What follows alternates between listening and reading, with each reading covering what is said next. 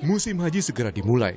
Kloter pertama jemaah asal Indonesia dijadwalkan berangkat awal Mei 2025 ke Tanah Suci. Tapi, ada yang harus menunda keberangkatannya tahun ini. Ratusan calon haji asal Kabupaten Lumajang, Jawa Timur gagal berangkat ke Tanah Suci. Hal ini terjadi karena mereka belum bisa melunasi biaya haji yang sudah ditentukan pemerintah. Hingga batas akhir pelunasan biaya haji tahun ini, calon haji asal Kabupaten Lumajang yang tidak melunasi pembayaran berjumlah 320 orang. Hal ini karena ada sejumlah kendala, diantaranya kondisi kesehatan yang kurang baik dan belum ada dana untuk melakukan pelunasan.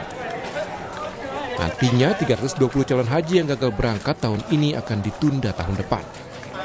Jadi ada sekitar 320 jamaah yang tidak bisa melunasi, baik itu reguler dan lansia serta cadangan.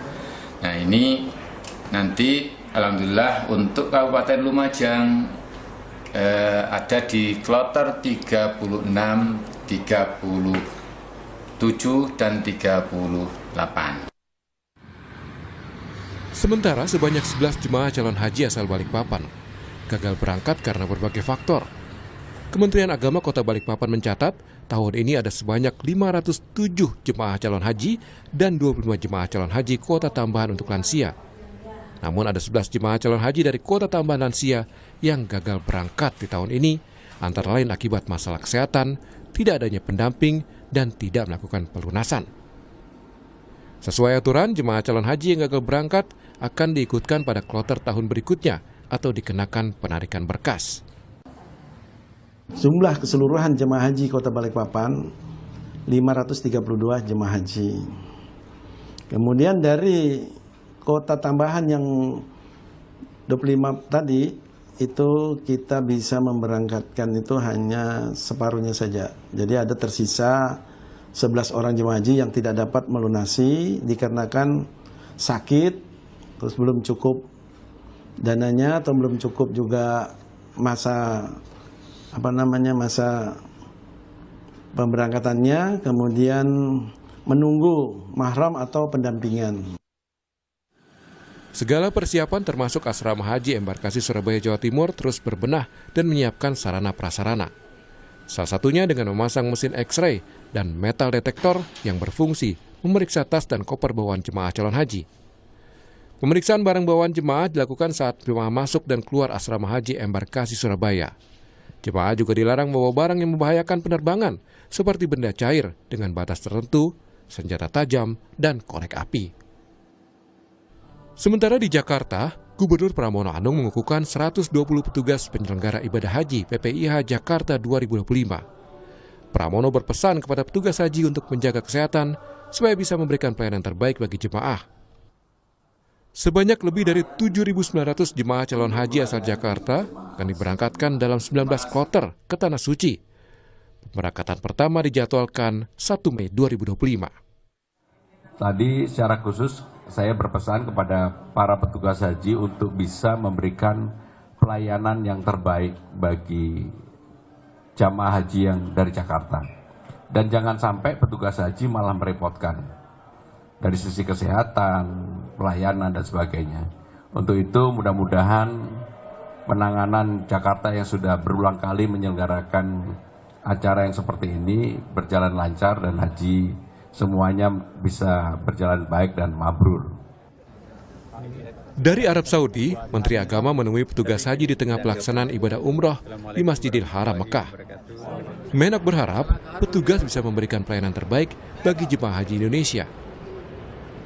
Menteri Agama Nasaruddin Umar meminta petugas haji memberikan layanan dengan tulus dan selalu menjaga kedisiplinan selama bertugas di Arab Saudi. Mendampingi mereka, orang yang ikhlas itu tidak pernah marah. Anggaplah yang menjengkelkan itu wajah Allah juga kan. Anggaplah orang yang menghibur kita itu, memuji kita itu wajah Allah juga. Kekompakan teman-teman, jangan suka menjelek-jelekkan temannya sendiri, jamaah dan sebagainya. Telan dalam hati kalau kita misalnya dikritik orang jamaah, ya alhamdulillah kalau kritikannya benar, ampuni saya berarti aku yang salah. Tapi kalau itu hanya spontanitasnya, kekeliruannya dalam menilai, ampuni dia karena pasti itu dia yang salah. Sejak Senin, ratusan petugas penyelenggara ibadah haji PPIH 2025 tiba di Tanah Suci. Mereka melaksanakan ibadah umroh terlebih dahulu di Masjidil Haram Mekah sebelum disebar ke daerah kerja masing-masing. Iringan zikir dan doa pun menemani petugas melaksanakan salah satu rangkaian ibadah umroh. Petugas selanjutnya akan disebar ke daerah kerja Madinah dan bandara untuk menyambut kedatangan calon jemaah haji Indonesia kloter pertama gelombang 1 di Tanah Suci. Tim Liputan Kompas TV.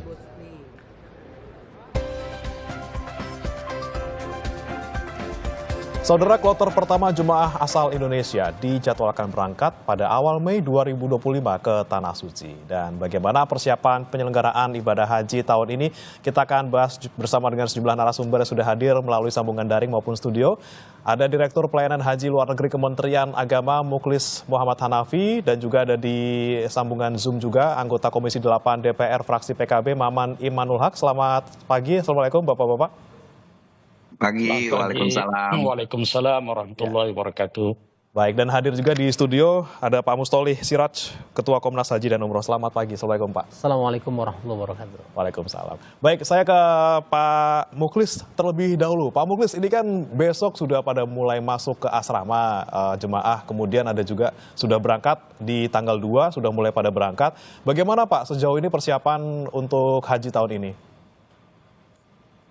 Alhamdulillah, persiapan haji tahun ini terus dimatangkan ya secara menyeluruh, baik di dalam negeri maupun di luar negeri.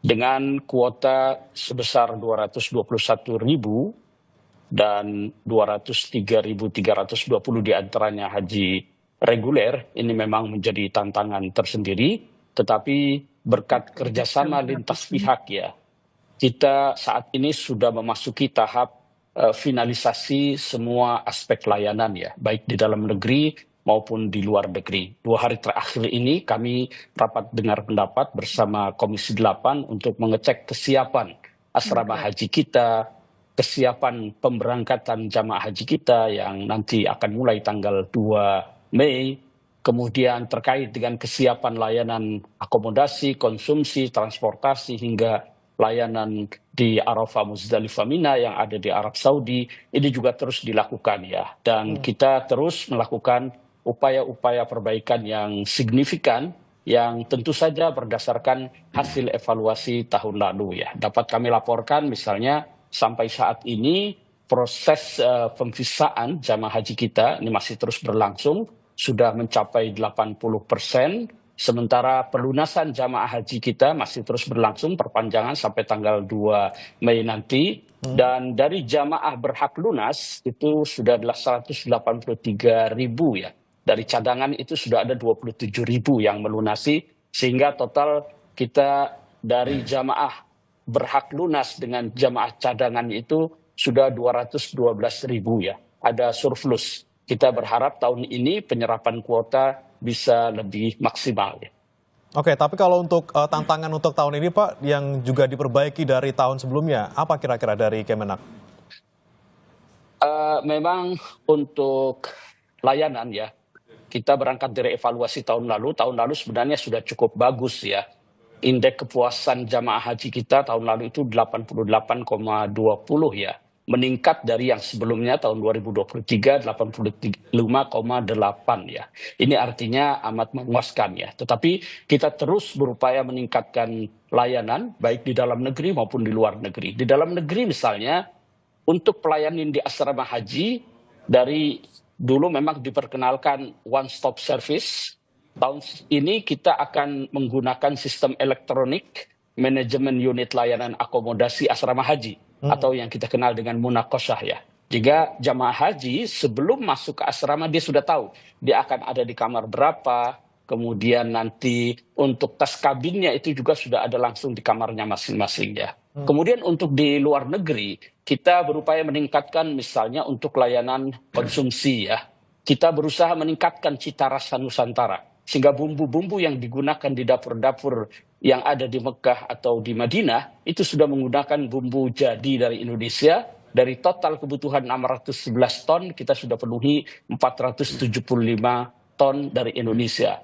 Kemudian juga termasuk makanan siap saji yang akan disajikan nanti saat di hari-hari puncak Arafah, Muzdalifah, Mina, kemudian hari-hari padat dari tanggal 7 sampai tanggal 15 Zulhijjah, di mana akses distribusi itu sangat sulit ya. Kalau produksinya memungkinkan, tapi distribusi di tengah kepadatan hari-hari itu, maka kita meningkatkan tahun ini makanan siap saji. Ini juga diharapkan makanan itu datang tepat waktu dengan kualitas yang terjaga. Kemudian untuk program di skema di Arafah, Muzdalifah, Mina, ini juga tahun lalu untuk mengurai kepadatan di Muzdalifah, mempercepat pergerakan di Arafah ke Mina, itu sudah diterapkan murur ya. Tahun ini kita akan lakukan penguatan. Ditambah inovasi baru untuk mengurai kepadatan yang ada di Mina, tahun ini kita sudah memprogramkan yang namanya tanazul. Jadi jamaah haji itu diperkenankan berhak untuk tidak menggunakan hak mereka di tenda Mina, mereka kembali ke hotel dan nanti tinggalnya di hotel, dan mereka itu dekat hotelnya dengan jamarat antara 1 sampai 3 kilo ya. Jadi ada diversifikasi skema pergerakan yang kita harapkan dapat lebih mengurai kepadatan dan mempercepat pergerakan saat Arafah, Muzdalifah, Mina. Oke, antisipasi. Kemudian lanjutkan, silakan Pak. Memang tahun ini ada tantangan tersendiri ya, terutama terkait dengan cuaca ya. Karena puncak musim haji tahun ini di awal Juni yang akan datang itu cuaca masih cukup ekstrim ya. Biasa di Arab Saudi dan Timur Tengah lainnya itu antara 45 sampai 48 derajat Celcius ya. Kemudian tantangan lainnya adalah mulai tahun ini ada perpindahan layanan ya. Dari yang semula hanya satu muassasah atau satu syarikah yang biasa menangani jamaah Asia Tenggara, tahun ini layanan jamaah haji kita itu disebar ke 8 syarikah. Syarikah itu adalah perusahaan penyedia layanan. Tentu tantangannya bagi kami adalah bagaimana membangun sinergi, bagaimana membangun standarisasi pelayanan 8 syariah yang beragam ini ya. Ini di antara tantangan yang kita hadapi. Kemudian terkait dengan dam yang biasa dilaksanakan oleh jamaah haji kita, karena mayoritas jamaah haji kita itu melaksanakan dengan model tamattu, sehingga ada kewajiban untuk membayar dam. Tahun ini 2 tahun terakhir kita berupaya ya agar dam jamaah haji Indonesia yang potensinya itu mencapai 0,5 triliun itu juga bisa dirasakan manfaatnya di Indonesia. Sudah 2 tahun ini berupaya untuk mendatangkan ke Indonesia, tetapi masih ada sejumlah kendala.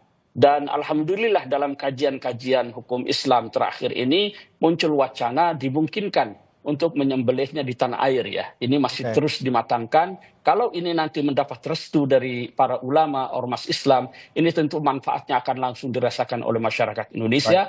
Tentu saja biasanya kita memulai dengan petugas dulu, sementara untuk jamaahnya diberikan pilihan. 2 tahun terakhir ini kita bekerja sama dengan Basnas. Tahun ini pun juga kita akan laksanakan untuk penyembelihan dam agar manfaatnya bisa lebih dirasakan oleh masyarakat kita yang membutuhkan. Baik, tentunya banyak sekali persiapan tadi yang Anda sampaikan terkait dengan konsumsi, akomodasi, bahkan sampai terakhir terkait dengan dam juga tengah dilakukan persiapannya oleh Kemenak. Kemudian kalau saya ke Pak Maman, dari rapat dengar pendapat dan juga raker kemarin Senin, apa yang Anda soroti bersama dengan Kemenak?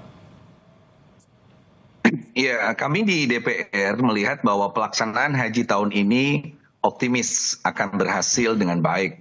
Ada beberapa indikator. Yang pertama dari pihak Arab Saudi, kita melihat ada keseriusan dari pihak Arab Saudi untuk menyelenggarakan haji ini secara terbuka.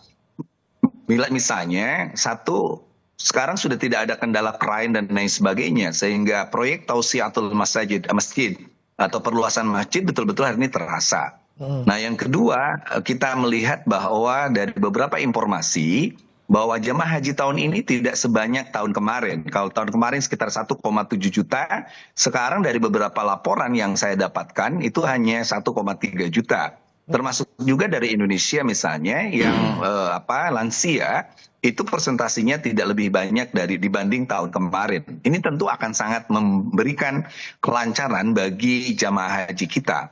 Di samping itu pula masukan-masukan kami sebagai panja haji misalnya di beberapa tahun ke belakang, kita minta Arab Saudi untuk menjadikan billboard dan beberapa papan-papan informasi itu lebih diisi oleh misalnya berapa cuaca hari ini, berapa kecepatan angin, bagaimana yang diperlukan oleh jamaah dan lain sebagainya. Ini pun sudah menjadi perhatian dari pemerintah Arab Saudi.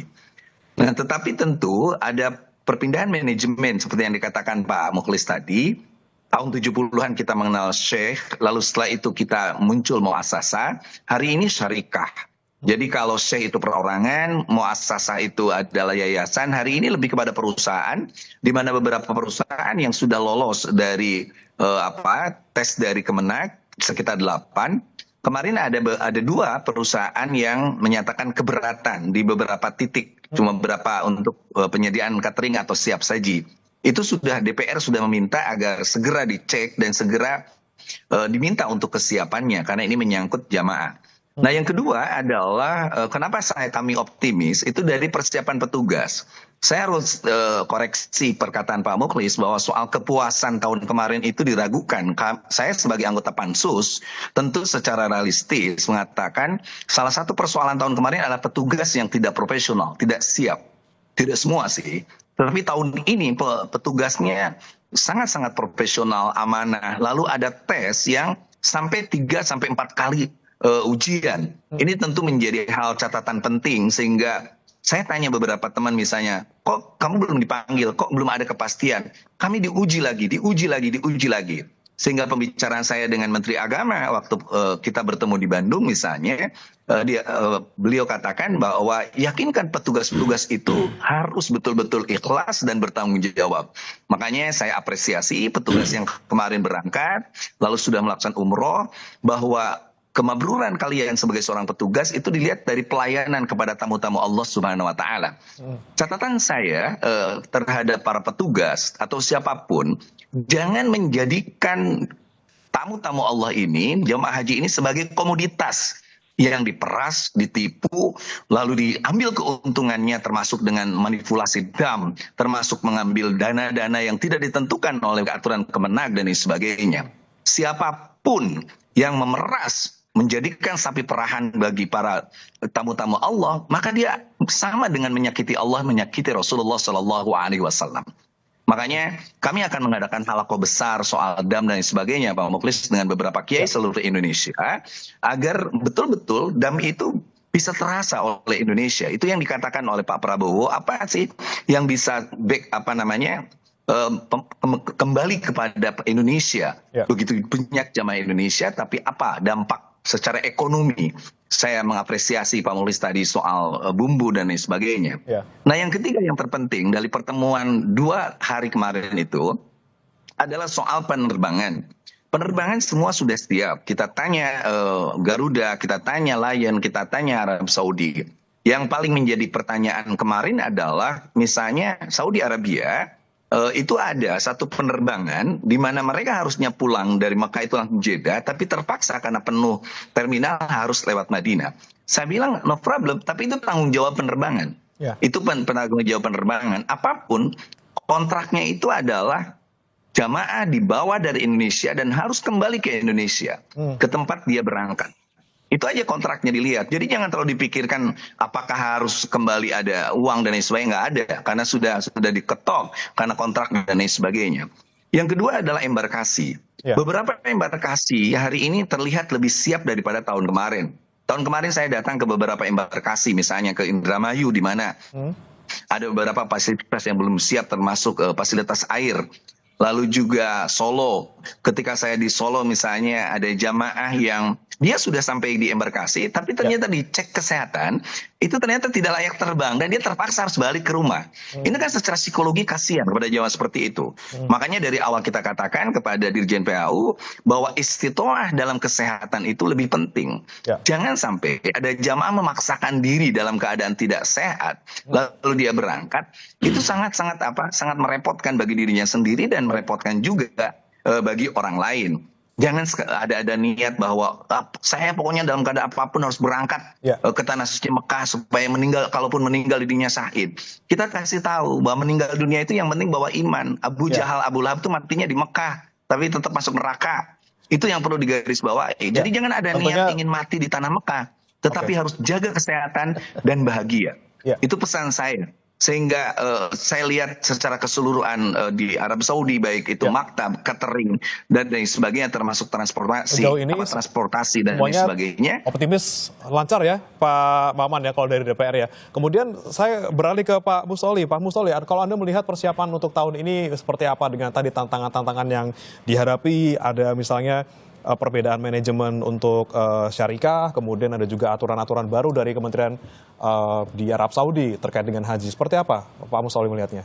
Iya, kalau kita melihat haji, memang haji itu adalah satu agenda besar bangsa kita begitu ya, yang kemudian selalu kelilingi oleh dinamika yang sangat dinamis.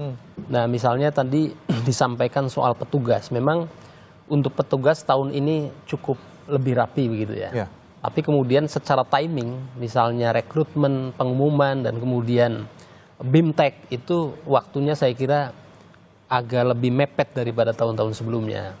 Kemudian soal misalnya tadi yang disampaikan oleh Pak Mukhlis misalnya, hari ini kita masih ada kemudian pelunasan pendaftaran. Ada dua hal yang saya catat. Yang pertama adalah itu memberikan kesempatan yang seluas-luasnya kepada mereka yang belum bisa melunasi, tapi juga menjadi menjadi persoalan ketika kemudian bagaimana hak daripada jamaah yang belakangan melunasi di luar jadwal yang kemarin sudah ditentukan, bagaimana manasiknya, bagaimana kemudian pembekalan dan lain-lain. Ini saya kira, tapi apapun itu saya kira itu bentuk daripada respon daripada Kementerian Agama untuk membuka ruang seluas-luasnya kepada mereka yang sudah terdaftar begitu ya. Nah, memang persoalan ke depan ini saya melihatnya tadi yang disampaikan oleh Pak Mukhlis adalah menyangkut murur dan tanazul. Murur dan tanazul ini akan ditentukan minimal dua hal, Mas. Yang pertama adalah butuh kerjasama dari jamaah, butuh kemudian responsif daripada petugas, dan kemudian bagaimana regulasi atau koordinasi dengan pemerintah kita dengan negara tuan rumah. Memang betul bahwa yang namanya murur begitu ya. Murur itu kan dari Arafah kemudian ke Musdalifah, yang idealnya itu menginap di situ, tapi karena kepadatan itu kemudian bisa langsung lewat saja, atau kemudian tanazul bisa pulang ke hotel terdekat.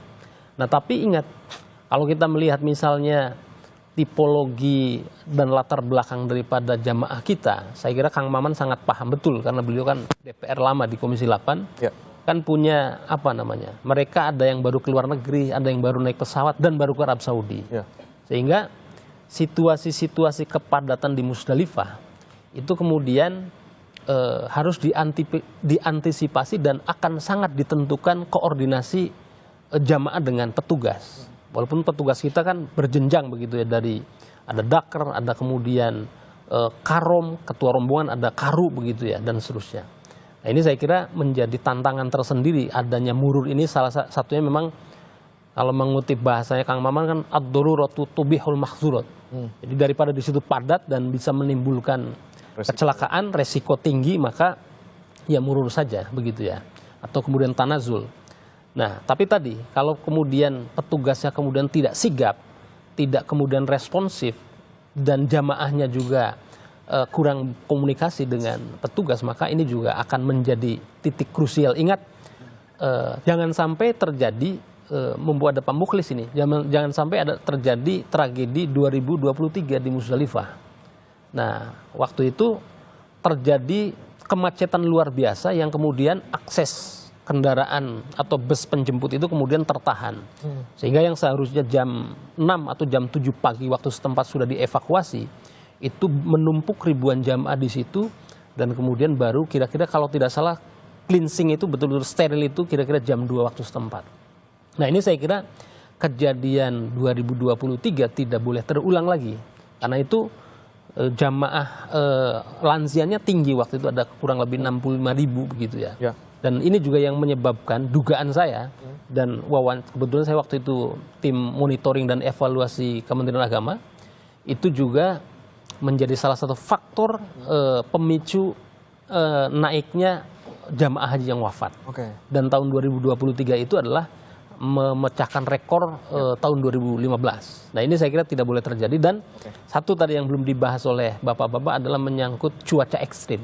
Tahun ini masih menjadi tantangan, mungkin tidak se ekstrim tahun lalu yang 41 derajat Celcius sampai dengan 51. Mungkin ini agak turun sedikit, tapi ini pun masih perlu diantisipasi. Nah, satu hal lagi adalah apapun skenario yang dibuat oleh teman-teman Kementerian Agama, dibantu oleh DPR begitu ya, Pak Maman dan teman-teman, tapi namanya haji itu adalah mengawal ratusan ribu jamaah, dan mereka berlatar belakang dan dengan topografi Mekah yang seperti itu, saya kira pasti ada dinamikanya. Nah, mudah-mudahan sih dengan tadi yang disampaikan oleh Kang Maman dari DPR itu dan diawasi oleh banyak pihak nih, itu juga kita harapkan tentu lancar, selamat dan bisa. Tapi satu untuk Kang Maman mungkin di forum yang mulia ini adalah apa kabar tim Was DPR? Artinya karena sudah di launching kalau tidak salah kan sebelum Idul Fitri.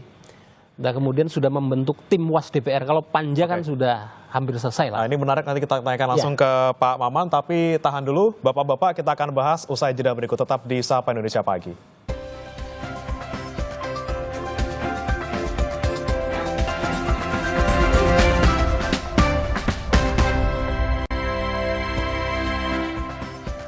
Anda masih di Sapa Indonesia Pagi, saudara. Kita bahas kembali terkait dengan persiapan haji tahun ini bersama dengan 3 narasumber kami. Ada Pak Muklis dari Kemenak, kemudian Pak Maman dari DPR, dan juga Pak Mustolih dari Komnas Haji dan juga Umroh. Tadi menyambung pertanyaan sebelum break ke Pak Maman dulu. Pak Maman, seperti apa tim Was DPR nanti ketika bertugas baik di sini maupun nanti di Tanah Suci, Pak? Ya, kebetulan sekarang sedang revisi Undang-Undang Haji. Pengawasan haji itu akan menjadi bagian penting dari substansi dari undang-undang itu, dan itu tidak terdiri bukan hanya DPR tapi melibatkan juga masyarakat. Itu lebih kepada bagaimana pelayanan haji yang betul-betul kata Pak Mustolih tadi selalu dinamis. Kita optimis tahun ini begitu lancar ya, karena misalnya Arab Saudi sudah mengosongkan dari umroh itu sekitar sebulan lebih malah. Beda dengan tahun kemarin. Tahun kemarin kita masih bisa papasan. Kita haji yang umroh masih ada di sana gitu. Nah, ini menjadi bukti bahwa betul tadi setiap negara harus mulai mekanisme untuk melindungi warga negaranya. Nah, bentuk pengawasan inilah yang dalam revisi undang-undang kami nanti haji ini itu melibatkan banyak pihak, termasuk juga masukan-masukan dari masyarakat. Saya rasa pihak seperti Pak Mustolih di Komnas ini menjadi sangat penting. Nah, yang kedua termasuk juga komunikasi dengan pihak Arab Saudi. Misalnya soal synchronize nusuk misalnya ya, aplikasi nusuk itu harusnya itu bisa synchronize dengan di Indonesia, sehingga kita kadang-kadang kesulitan membuka aplikasi di sana, tetapi ternyata sangat rumit dan lain sebagainya, sehingga tetap aja akhirnya teman-teman dari Kemenag yang harus membimbing jamaah-jamaah haji. Ini menjadi sangat penting. Saya apresiasi Kemenag hari ini punya aplikasi Munakosa, lalu juga nusuk pun harusnya menjadi bagian aplikasi global yang bisa kita akses dan sesuai dengan negara-negara yang berangkat, apalagi Indonesia adalah negara terbanyak mengirimkan jamaah haji. Nah, yang ketiga, pengawasan itu pun salah satunya adalah melihat bagaimana antrian panjang itu bisa kita kurangi. Misalnya kami kemarin pulang dari Kazakhstan, lalu jadi berkomunikasi dengan beberapa negara Uni Soviet itu untuk lalu melihat ada sisa-sisa kuota yang bisa dipakai oleh Indonesia. Saya bilang di negara kami di Sulawesi, di Bantaeng, itu waiting listnya itu sampai 49 tahun. Seperti itu, 20 tahun itu seperti di tempat saya di Majalengka. Nah, itu pun nanti yang akan menjadi masukan-masukan sehingga pengawasan haji betul-betul integral, holistik, dari mulai persoalan-persoalan dalam negeri, termasuk juga nanti kuota batu, termasuk juga hari ini ada orang seperti yang tadi di berita awal Kompas dari Lumajang yang gagal berangkat dan sebagainya, itu sebenarnya harusnya bisa diselesaikan. Jangan ada satupun jamaah yang harusnya bisa berangkat tahun ini tidak berangkat karena persoalan teknis, misalnya uang dan sebagainya, sehingga di Rancang undang-undang kita sudah mulai meminta agar ada pelunasan itu tidak perlu ngedadak. Boleh dicicil dari mulai sekarang, kita punya ayam, jual 2, lalu masukin lagi, sehingga betul-betul bisa berangkat. Siapapun tentu harus berangkat pada waktunya. sebaiknya kalau bisa lebih dipercepat, terutama untuk lansia dan juga orang-orang yang memiliki kerentanan dalam soal fisik, kesehatan dan sebagainya. Baik, ini menarik tadi disampaikan Pak Maman. Saya mau ke Pak Mukhlis terkait dengan tadi ada kuota yang sebenarnya masih nyisa nih Pak. Walaupun untuk yang melunasi lebih banyak daripada kuota yang ada gitu ya. Tapi masih ada beberapa kuota yang kosong misalnya di Gorontalo dan juga di Jabar yang belum 100% ini Pak Mukhlis. Bagaimana kemudian bisa memanfaatkan atau memaksimalkan kuota yang masih belum terpenuhi 100% ini Pak?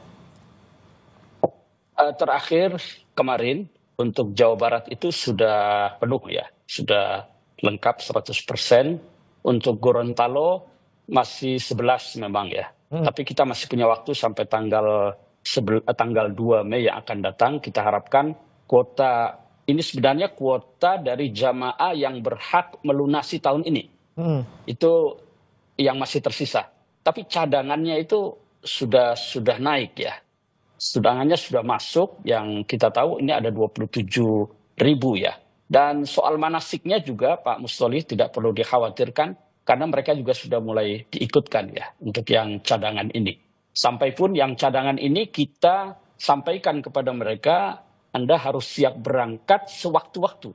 Sebab nanti bisa jadi begitu ditutup dengan kuota 320.000, pada saatnya ada yang berhalangan karena sakit dan lain sebagainya tidak bisa berangkat mendadak. Nah ini yang cadangan pun kita sudah sampaikan agar bersiap berangkat anytime. Kalau nanti ada yang tidak bisa berangkat ya. Ini upaya kita untuk memaksimalkan penyerapan kuota ya. Kita masih optimis sampai akhir nanti kuota bisa terserap secara penuh ya. Oke, tapi misalnya nih Pak Mukhlis, kalau misalnya kita melihat ada juga nih kasus jemaah cadangan yang memang belum lunas juga, terus ada juga jemaah yang seharusnya berangkat hari ini ataupun sekarang itu juga belum lunas. Itu bagaimana kemudian jika mereka tidak bisa melunasinya sampai nanti tanggal 2 Mei? Apakah nanti ada antisipasi lain yang dilakukan oleh Kemenak untuk kasus-kasus semacam ini, Pak? Sampai saat ini cadangan kita itu surplus ya.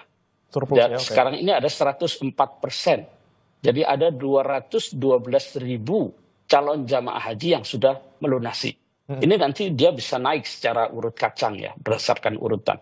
Sehingga sekali lagi kita berharap itu bisa maksimal. Dan tentunya mereka yang tertunda berangkatnya tahun ini diprioritaskan untuk tahun depan, terutama untuk lansia ya Pak ya? Betul, akan menjadi prioritas di tahun depan. Oke, baik. Saya ke Pak Mustoli, tadi Anda bilang terkait dengan pengawasan di saat haji maupun di persiapan haji. Seperti apa nih seharusnya pengawasan dilakukan agar ibadah haji tahun ini berjalan lebih baik dibanding tahun sebelumnya? Ya, yang punya taring dan konkret bisa melakukan pengawasan langsung di semua titik itu adalah Kang Maman dan kawan-kawan, teman-teman DPR. Dan yang bisa marah-marah ke Pak Mukhlis. Nah, tapi saya berharap ini membuat Kang Maman salah satu bintangnya Komisi 8 nih. Artinya begini, saya mengusulkan dengan kejadian kemarin Pansus banyak mengurai aspek-aspek yang selama ini masyarakat tidak tahu begitu ya. Itu kemudian terbuka. Nah, saya sih berharap bahwa tim Was DPR ini dibentuk dan efektif itu sejak kick off tanggal 2 Mei besok ini. Dan kemudian tidak hanya, selama ini saya melihatnya tim Was ini sangat fokus hanya di di Arab Saudi, khususnya di puncak puncak di Armuzna. Itu boleh-boleh saja, artinya memang stressingnya di sana ya, menjadi stressing yang penting di sana. Tetapi saya kira pengawasan di Indonesia begitu ya, dan kemudian pra pemberangkatan haji, kemudian puncak, dan kadang-kadang melemah lagi kemudian, termasuk petugas ini Pak Mukhlis.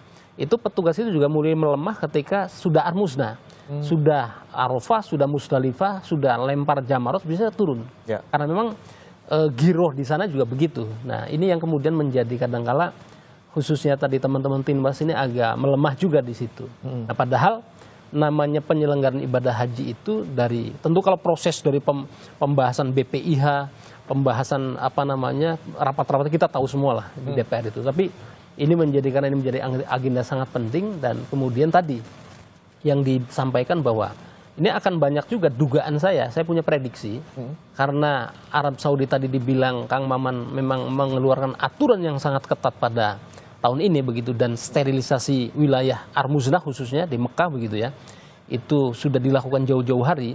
Nah ini akan banyak kemudian jamaah-jamaah haji non visa haji yang dari jamaah kita khususnya, yang juga akan banyak korban tipu-tipu. Nah kita apresiasi kepada Kapolres Bandara Soekarno-Hatta yang kemudian berhasil menangkal 71 jamaah haji non visa yang kemarin mau berangkat, berhasil dicegah bersama dengan teman-teman Kementerian Agama. Nah ini saya kira juga pengetatan kerjasama antara teman-teman Kementerian Agama, DPR, dan kemudian Kementerian Imigrasi, Kemenlu, Kementerian Perhubungan, dan otoritas bandara.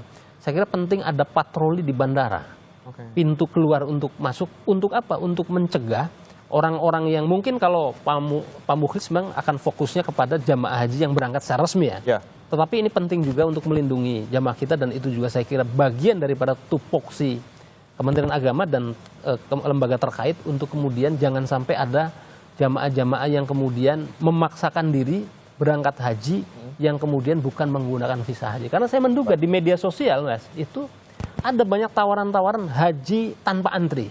Nah kalau sudah haji tanpa antri ini waspada. Udah mulai tipu-tipu nih Pak ya? Itu pasti arahnya adalah tipu-tipu, mereka mau menipu jamaah-jamaah yang awam. Karena kan kalau kayak kita bisa paham, oh ini visa haji, oh ini visa umal misalnya, oh ini visa wisata. Dan kadang-kala orang-orang yang berpendidikan kalau nggak ngerti bahasa juga, oh ini karena grupnya Arab, wah ini haji nih. Oke. Itu saya kira. Ini dia yang menjadi concern kita juga, Pak Mukhlis. Saya mau ke Anda lagi terkait dengan tadi bagaimana kemudian mengatasi para haji yang jemaah haji yang berangkat melalui tanpa jalur resmi seperti itu. Ini bagaimana, Pak? Ya, memang kita juga melakukan pemantauan dan pengawasan ya, sebagaimana disampaikan tadi. Beberapa waktu yang lalu bekerja sama dengan Polres di bandara menggagalkan 71 orang yang akan berangkat tanpa menggunakan visa haji.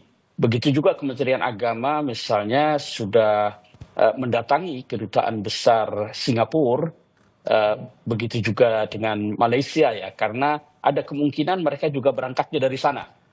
Jadi mengantisipasi jamaah haji Indonesia dari orang di Indonesia yang akan berangkat ke Tanah Suci untuk berhaji tanpa menggunakan visa haji. Karena ini larangan keras ya dari pemerintah Arab Saudi, terutama di tahun ini, agar tidak melakukan haji tanpa tasrih. Ya. Ini sanksinya untuk travelnya dan juga untuk jemaahnya Pak, mungkin Pak, kalau sanksi untuk travel kan sudah pasti dicabut izinnya Pak ya? Betul. Jadi ini berlaku untuk travel yang berangkat melalui travel maupun yang berangkat melalui perorangan. Yang perorangan itu biasanya menggunakan visa umal ya. Kalau memang dia untuk bekerja sana silahkan ya. Tapi kalau ini disalahgunakan untuk berhaji, ini agar berhati-hati ya. Karena pemerintah Arab Saudi sangat ketat tahun ini. Oke, tentunya dari Arab juga menyiapkan sanksi bagi mereka yang haji tanpa jalur resmi. Ini 10 tahun tidak boleh ke sana ya Pak ya? Betul. Baik, betul. Saya ke Pak Maman. Ini terakhir Pak Maman, singkat saja terkait dengan tadi dari Pak Mustolih bilang bahwa memang nanti pengawasan biasanya tuh lemahnya di tahap-tahap akhir seperti itu. Bagaimana memastikannya Pak? Iya, itu menarik sekali. Yang pertama saya ingin minta kepada seluruh jamaah bahwa puncak haji itu persiapan stamina terbaik itu harus tanggal 8, 9, lalu juga pas di Muzdalifah di Mina. Jadi tolong ketika sampai sekarang yang duluan misalnya di Madinah atau nanti yang ke Mekah dan sebagainya, jaga dulu stamina. Jangan ibadah karena ambisi terlalu semangat, akhirnya tanggal 8, 9 malah dia lemah dan sebagainya. Nah yang kedua, kita gunakan bahwa tanggal 9 itu memang tempat kita beribadah habis-habisan, berdoa dan sebagainya. Tetapi betul kata Pak Mustoli, itu dimanfaatkan, kita masih belum selesai, masih ada agenda sampai kepulangan tanggal 12 Juli ya Pak Mukhlis. Secara keseluruhan itu tamat semuanya dari tanggal 2 Mei sampai Juli itu. Jadi seluruh petugas termasuk juga tentu dari DPR itu harus betul-betul mengawal seluruh penyelenggaraan haji, termasuk juga melakukan koordinasi untuk tidak ada orang-orang yang masih tertipu. Bayangkan saja di tanggal 7 saya masih dapat telepon, saya sudah di bandara mau berangkat, saya tanya visa dari siapa. Makanya tidak boleh ada celah bagi siapapun yang menggunakan visa selain haji itu betul-betul sangat ketat. Jadi tolong yang tidak memiliki visa haji itu jangan lalu bercoba-coba untuk datang dan sebagainya. Itu adalah sebuah awal dari kita nanti akan menderita. Mungkin dia udah sampai ke Mekahnya, tapi dia tidak akan masuk ke Arafah, tidak akan masuk ke Mina, Muzdalifah. Padahal haji itu ada Al-Hajjul Arafah. Nah ini tentu harus disosialisasikan kepada jamaah haji yang tidak masuk kepada kuota yang ditentukan oleh pemerintah untuk hati-hati terhadap tawaran-tawaran menggiurkan apapun, karena hari ini pemerintah Arab Saudi ingin memberikan pelayanan yang betul-betul profesional dan global. Nah saya juga minta kepada seluruh jamaah untuk mengikuti seluruh aturan dan instruksi dari pemerintah, dari Kementerian Agama, dan tentu ini juga akan menjadi masa transisi terakhir bagi Kementerian Agama. Tahun depan sudah Badan Pelaksana Haji yang menggunakannya. Dan satu lagi, bahwa ini adalah musim haji terakhir di musim panas. Jadi tahun-tahun yang akan datang insya Allah agak lebih sejuk. Seperti itu. Makanya cuaca ekstrim dan lain sebagainya hari ini harus menjadi antisipasi yang kuat bagi seluruh jamaah, petugas-petugas karo, kloter dan lain sebagainya. Itu harus memberitahu tentang persiapan cuaca ekstrim ini. Baik, dan sekali lagi kita harapkan Bapak-Bapak terkait dengan persiapan, kemudian profesionalisme di lapangan, dan juga nanti pengawasannya yang baik tentunya juga akan menghasilkan ibadah haji yang baik tentunya tahun ini dan juga bisa dilanjutkan di tahun depan. Silakan Pak, singkat saja Pak. Singkat saya bahwa Komnas Haji nanti mulai tanggal 3 Mei itu akan membuka kanal aduan bagi calon jamaah haji yang berangkat dan keluarganya. Oke, baik. Ada terima aduan. Ada kanal dari Komnas Haji dan juga Umroh untuk terkait dengan pengaduan dari keluarga maupun dari jemaah haji. Terima kasih Pak Mustoli, Pak Maman, dan juga Pak Muklis sudah bergabung bersama kami di Sapa Indonesia Pagi. Selamat pagi, Assalamualaikum Pak. Waalaikumsalam warahmatullahi wabarakatuh.